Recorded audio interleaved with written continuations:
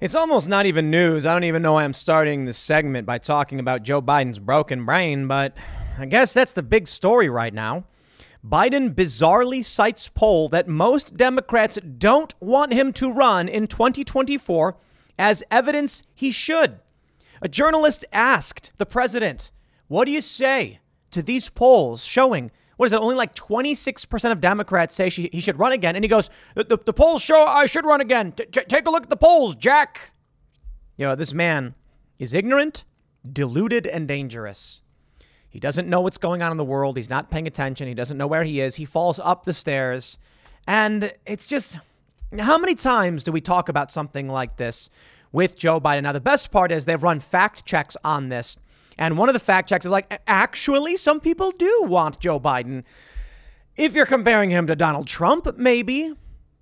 Okay, sure. President cites figure that 92% of Democrats would favor him over Trump, ignoring less supportive statistics, which is probably why Elon Musk and many others, including myself, have said maybe Ron DeSantis is the better choice. Because Ron DeSantis versus Joe Biden, hands down victory.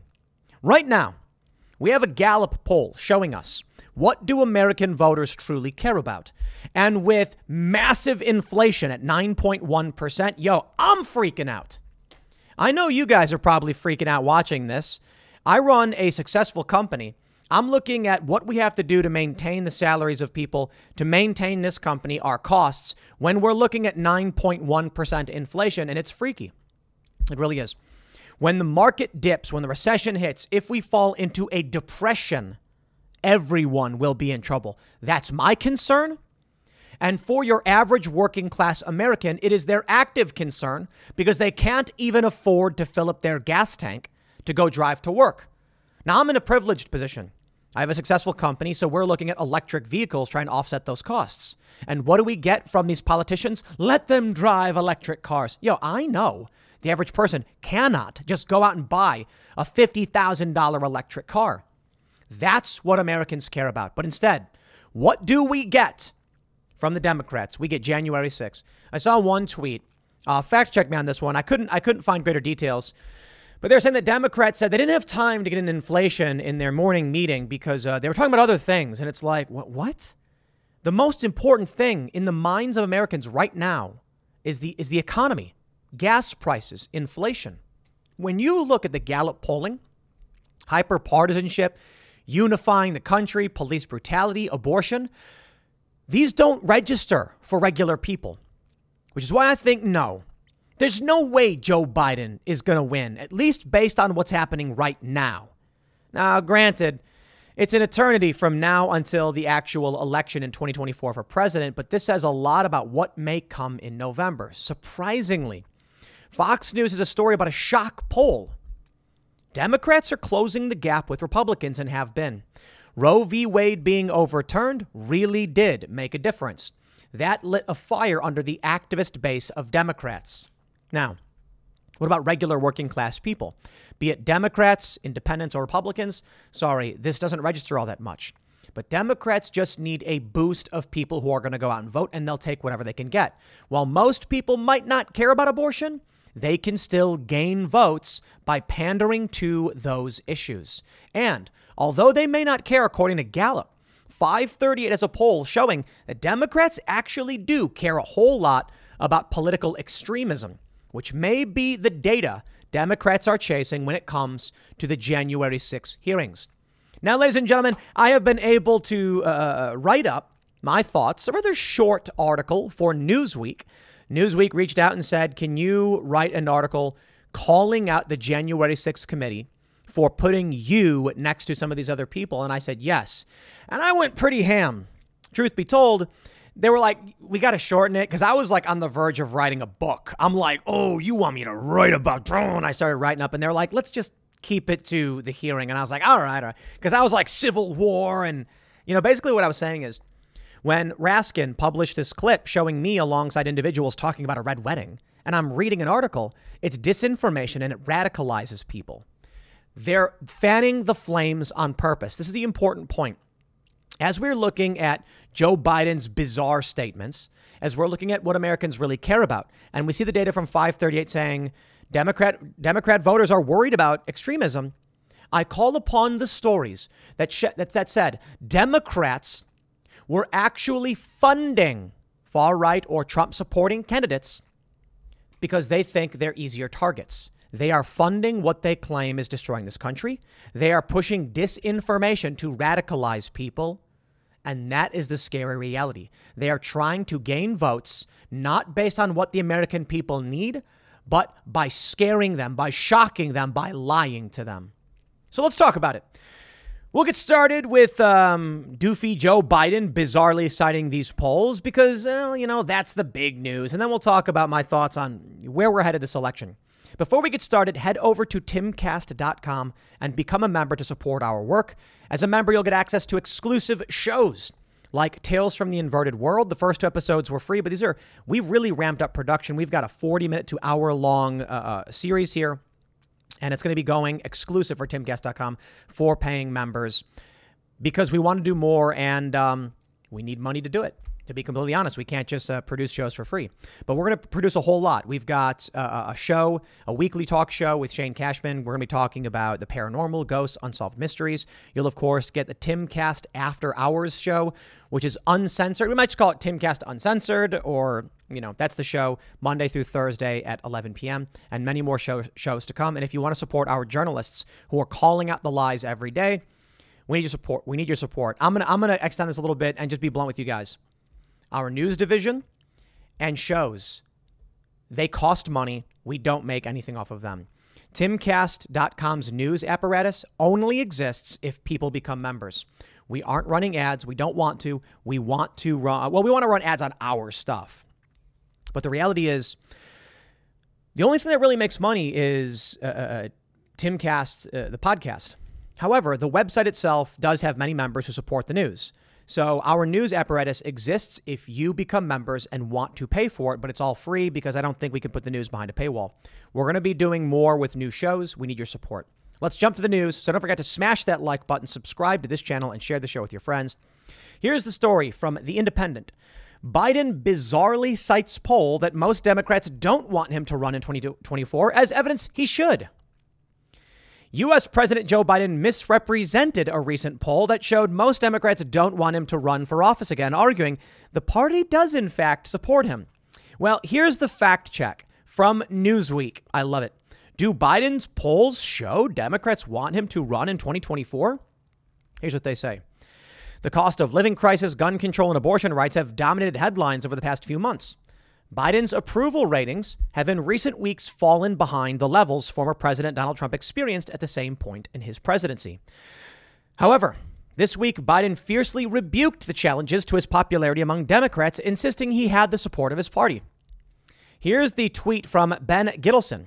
Biden tells me that despite most Democrats saying they don't want another candidate, most would still vote for him if he ran. Here we go. Mr. President, what's your message to Democrats who don't want you to run again? Okay, apparently the audio has ceased to function properly for whatever reason, so we'll just read more. The feelings of unsteadiness around the Democratic Party have been undeniable in recent weeks. It is in this context that Biden confronted ABC News' Ben Gittleson. As the reporter suggested to him, 2/3 of Democrats did not want him to run for president. The figures are broadly accurate. The poll run by the New York Times Santa College show 64% of those who said they would vote in the Democratic primary would nominate a different person.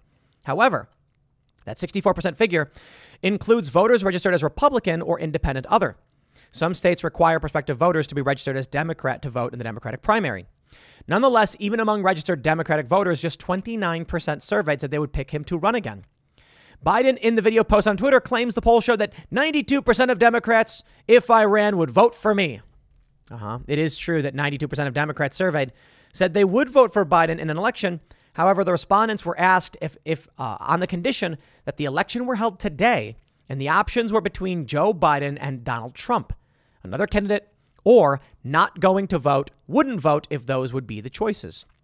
Here's what Newsweek said. They didn't give him the hard red false. They gave him the orange mostly false. The New York Times poll found that 92% of Democratic voters would support Biden if it were against. Oh, come on. That's not what he asked. What he said was, how do you respond to these polls? And this is the dirty game. Here we go, ladies and gentlemen. Right now over at Predict It, Gavin Newsom has 21%-ish. It doesn't translate perfectly. 21 cents is the share price for Gavin Newsom to be president. Now, Joe Biden does have the plurality with 34 cents. Kamala Harris and Pete Buttigieg have double digits as well. People not only don't want Joe Biden to run, they actually don't even know if it will be him. To put it simply, 66% of people on Predict It are not betting on Joe Biden. Take that for what it is and take it with a grain of salt. I mean, look, it's still Joe Biden as the lead. I don't think he can win. Now, when it comes to the Republican presidential nomination, Donald Trump at 42 with Ron DeSantis at 36. Okay, so, Donald Trump still has the plurality, but not the majority. Many people think it will be Ron DeSantis, and he's gaining up too. Now, Nikki Haley, Mike Pence, Glenn Youngkin, there's people with single digits, but the overwhelming majority of people are either Trump or DeSantis. We'll see. I think the issues are clear. Well, the Democrats are screaming about nonsense like January 6th. That's literally what they're doing.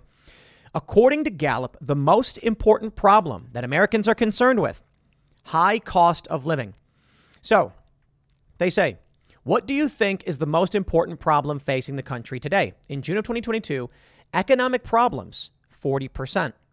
Among net economic problems, you have 66%. So it may be that there are a wide range of issues, but what takes the plurality? There's two big issues. When asked on economic issues, the high cost of living at 18%, followed by the economy in general at 13%. So we're looking at around 31% saying in some ways it is the cost of living and the economy in general. You do have fuel prices at 5%, which is surprisingly low, to be completely honest. But lack of money, unemployment, they're all microscopic. Now, we do see the government and poor leadership at 18% as well, rivaling the high cost of living. That I find interesting. Gun controls at 8%, crime and violence 6%, immigration 5%, unifying the country 5%, race relations 3%. Take a look at this. School shootings is 2%. Healthcare is 2%. As the most important issue. Why are Democrats jumping on top of this stuff? I don't know, but I have some ideas. You'd think the best thing they could do was it would address what 31% of people are concerned about. Let's just say 36. You say fuel prices, the economy, and the high cost of living. That can all be addressed in one speech. You can say, we got to get fuel prices down, which will bring down the cost of living and improve the economy. Boom. One sentence right there addresses 36% of the people's most pressing issue. Of the most pressing issue to 36% of people. But what are you going to do? You're going to do, let's talk about bad leadership on gun control and violence and immigration and unifying the country and ethics to try and get anywhere near that number? Here's what I think. When you jump over to 538, this is fascinating. This is a poll from May. You can see that among basically everybody, the biggest issue is inflation or increasing costs. For Democrats, surprisingly, it's only 42%. That's weird. Why? Share of Americans by political affiliation who said each issue was among the most important facing the country. 42% said inflation and increasing costs was among the most important facing the country. So this poll is a bit different. They're not saying what is the most pressing issue. They say, how would you rate these issues among the most pressing? Or would you rate them among the most pressing? Only 42% of Democrats think the inflation is. Well, that's actually simple. According to several polls, a story reported by Vox.com 6 years ago, the Democrats have become the party of the elites, of the wealthy. So these are suburban, middle, and upper middle class individuals. Of course, they're like, I don't know, I'm not worried about rising costs. I make money. Among Republicans, blue collar workers, what do you see? Well, among Republicans, it's actually way more prominent. I don't think it's not giving me the Republican number for whatever reason. There we go. Among Republicans, 65% believe that increasing costs is among the most pressing issue. Now, political extremism and polarization comes in among Republicans at 25%. For Democrats, it comes in at 32%. Independent and other, they view the economy at 50% and political extremism and polarization at 30%. So here's what I think is happening. The Democrats aren't trying to win the majority. They're just trying to win enough. And they can pull from any pool they want. So look, you may be saying the biggest issue is inflation. Shouldn't they go after it? They could. But the question is, who will be most animated? I think the Democrats know they can't fix the economy. They can't improve the economy. So there's no point in trying. What they do know is that they can use scary pictures and show Democrats, rile them up, get them all radicalized and scream and beat them over the head that the end is nigh, that evil Donald Trump tried to stage a coup. Even if people don't really care. I think that's their game plan. We have this story from from Axios about John Bolton. John Bolton says he helped plan foreign coups. It is one of the most insane stories I have ever seen. The narrative is crumbling. The neocons are coming out and just saying it. And this one got the left and the right both going, what? And boy, did they try to backpedal here. John Bolton served as a national security advisor to Trump. One of Trump's biggest mistakes. I've said it over and over again. It's one of the reasons I didn't like what Trump did as president. And John Bolton, well, he betrayed Trump, smearing him and attacking him. But right now, Bolton is kind of defending him a little bit while still propping up January 6th. Driving the news, Bolton on CNN rejected the notion that January 6th was a carefully planned coup. That's not the way Donald Trump does things. It's rambling from one idea to another, one plan that falls through and another comes up. I agree. I do. Ultimately, he did unleash the rioters in the Capitol. As to that, there's no doubt. As somebody who's helped plan coup d'etat, not here but other places, it takes a lot of work, and that's not what he did. Wow. Although he said he wouldn't go into specifics in which countries he's assisted coups in, he noted he'd written in his books about efforts in Venezuela to end Nicolas Maduro's regime that turned out not to be successful. Not that we had all that much to do with it. But I saw what it took for an opposition to try and overturn an illegally elected president, and they failed, Bolton said. The notion that Donald Trump was half as competent as the Venezuelan opposition is laughable. Okay, well, I kind of agree with a lot of what he said there, but wow, for him to come out and be like, as someone who's planned coup d'etat, basically confirming what many activists have said. Here's the best part. He outright admitted it.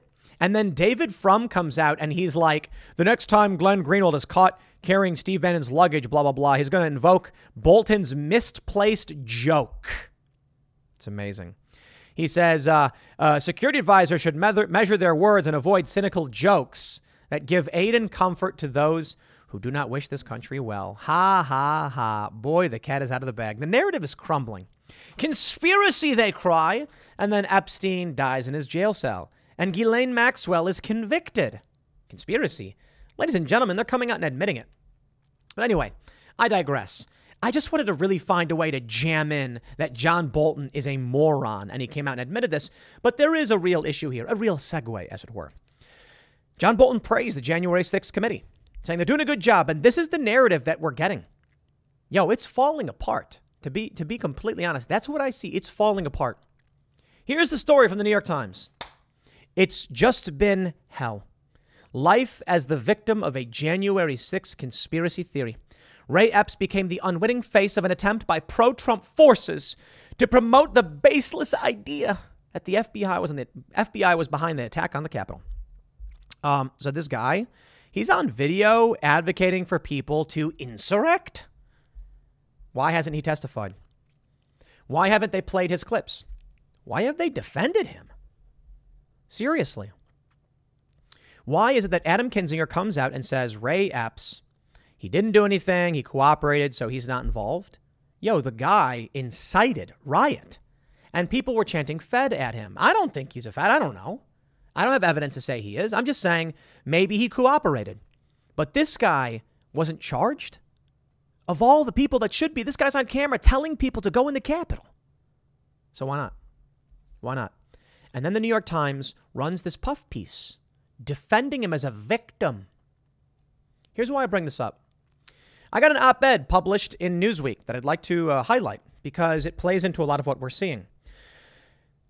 You know, I want to add to this op-ed some other ideas that ultimately didn't make the cut because op-ed should be succinct, get to the point, and explain it. But I'll give you the gist of it and then read what I said.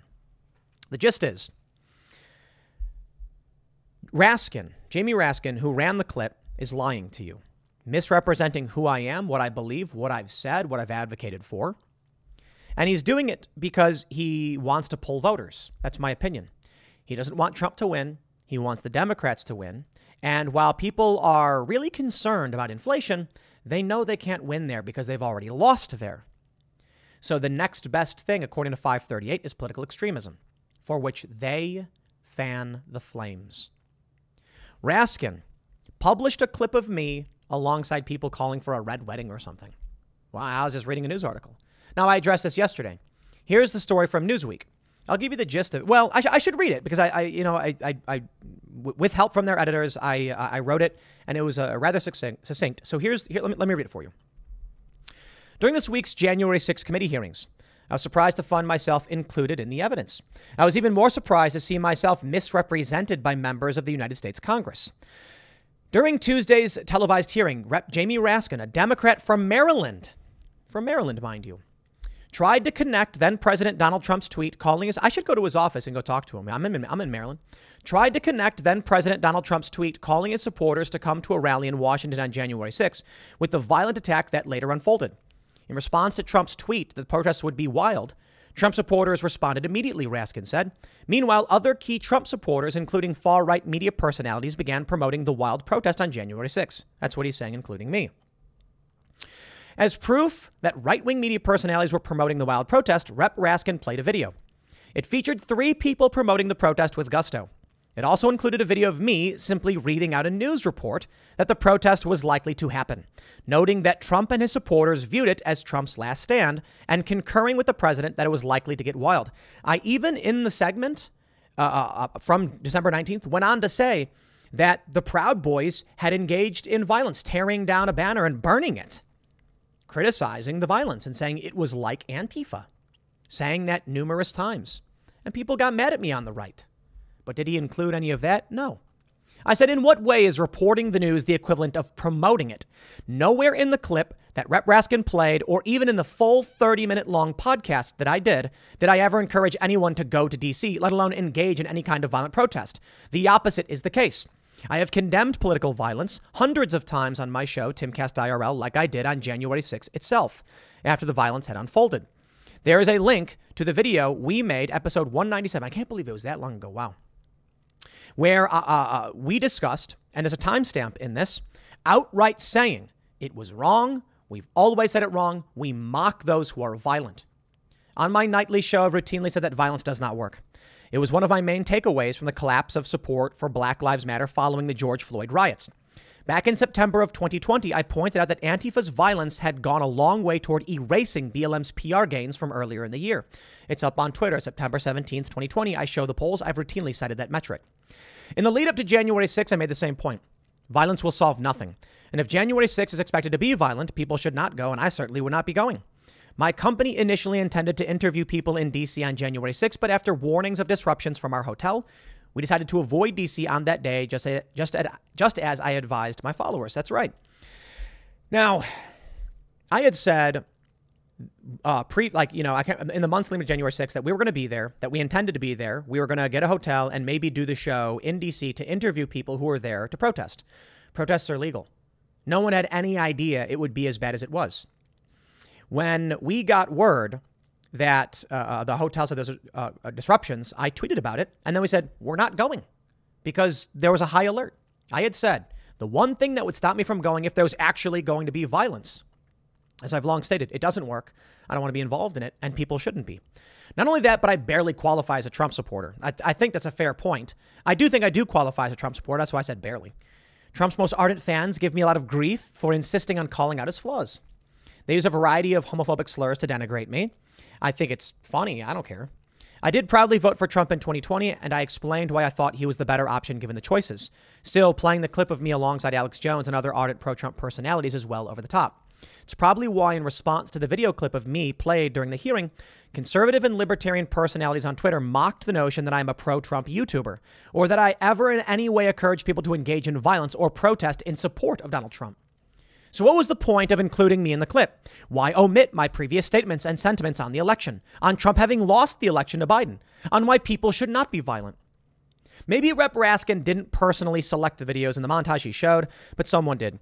Someone included video footage of me, a person who condemns violence, reading a headline in a lineup of other people calling for a red wedding and for people to kick down the door.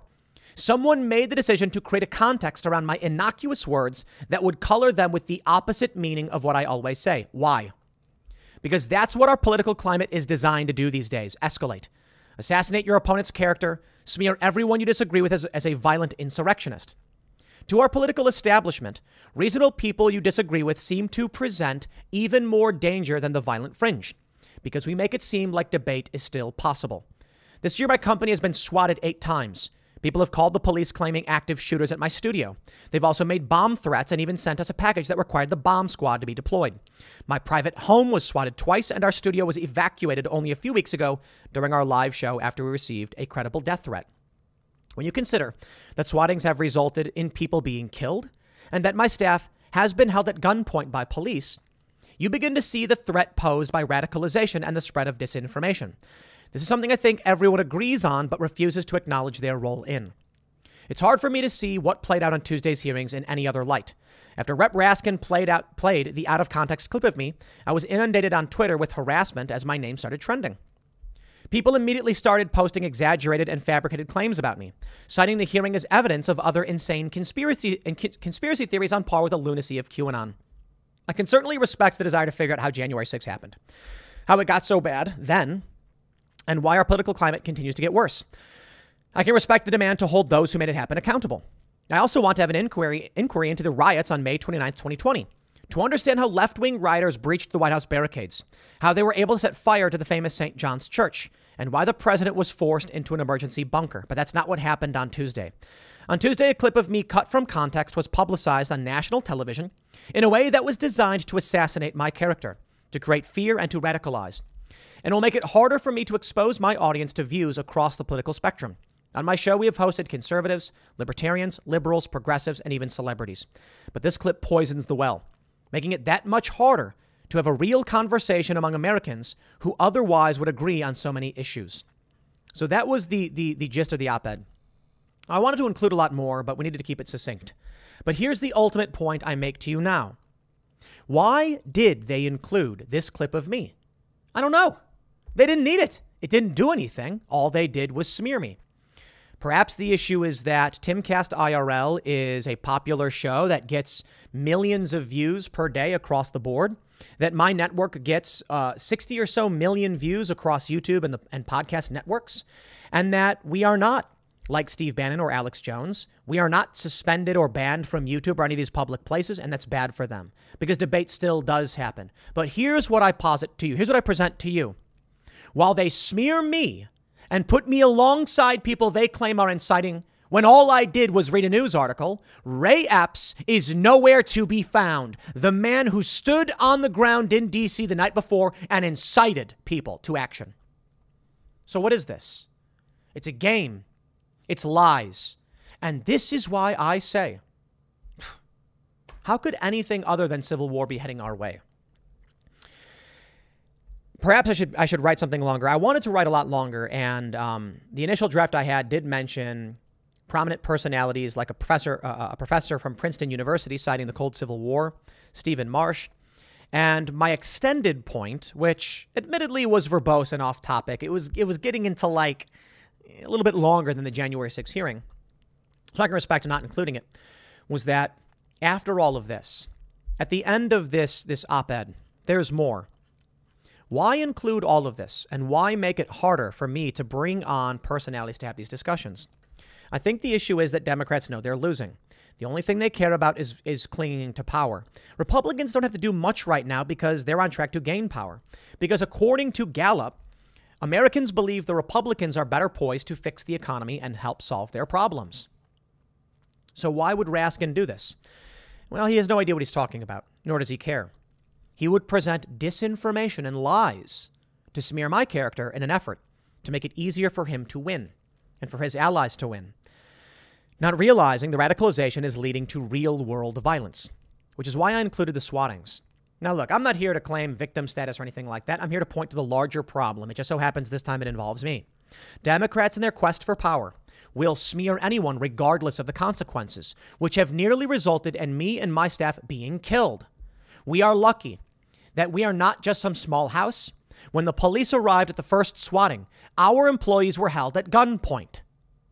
I don't blame the police for being lied to, but that could have gone bad fast. And then you get people like Raskin doing exactly what these fringe lunatics do. I shouldn't say fringe. These are prominent Democrat activists posting misinformation and sharing it, smearing me, taking me. There's clips of me quoting someone else they'll attribute to me. In fact, that's what this was. January 6th, the committee showed a video of me reading a news article that cited Donald Trump and me paraphrasing Trump and Trump supporters to make it seem like I was calling for action. The Independent ran a story that said Tim Pool urged people to go to D.C. Quite the opposite. I didn't even go. And I've routinely stated, as I did in 2020, well before this happened, violence does not work. I've said it then. I said it on January 6th, as evidenced by the clip in the article from episode 197 of Timcast IRL. And I say it again now and since then. When you get violent, regular people don't know. They get scared. They don't want violence. We are in 4th and 5th generational warfare, information warfare. Going down and rioting solves nothing. And we mocked those on January 6th, saying, what made you think standing in a building was going to give you any political power? It's not the 1600s, dude. No, what gives you power is winning hearts and minds. And that's the dangerous game the Democrats are playing. That's why they lied, because Raskin is an evil person. Now, it's either overt, malicious evil or the banality of evil. Raskin could have watched the segment from this where this clip came. He didn't. In the clip, sure, I'm mad at the left. I say Antifa has gotten away with this stuff. I say it's possible it gets wild and potentially could be violent. That's bad. Nowhere did I say people should go anywhere. Nowhere did I say people should do anything.